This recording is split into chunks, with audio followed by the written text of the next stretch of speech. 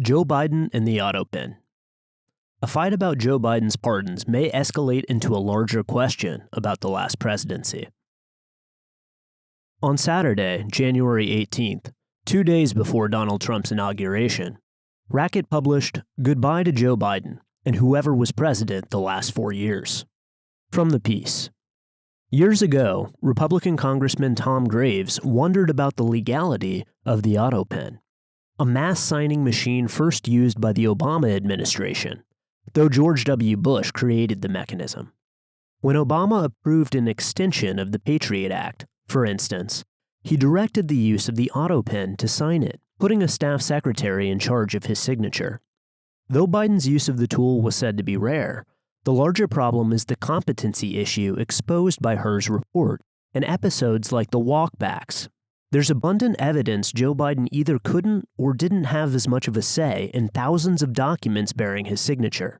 Was he capable of giving a machine, or anyone else, signing authority? This morning, Donald Trump on Truth Social declared Joe Biden's pardons void, vacant, and of no further force or effect, because they were done by Autopen. Biden, he wrote, not only didn't sign his own documents, but more importantly, he did not know anything about them.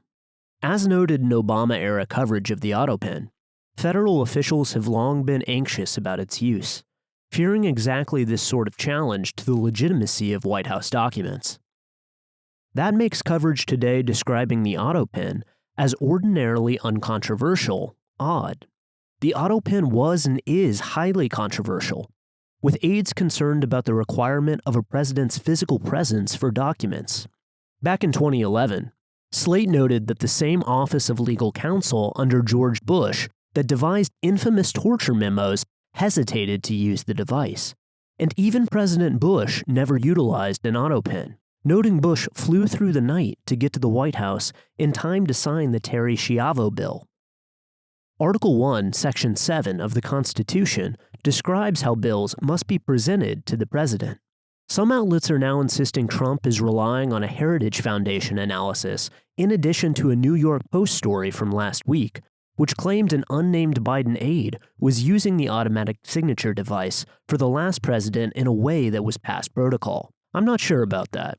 I heard from a congressional source in December that incoming investigators had raised this question, and that the issue that would need to be resolved was how cognizant Biden was of auto-signed documents.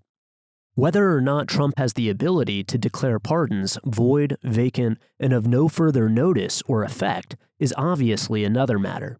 Experts quoted today seem unanimous that he cannot. Either way, Trump's salvo brings to the forefront a major unanswered question about the Biden presidency. Who made executive decisions in the last 4 years?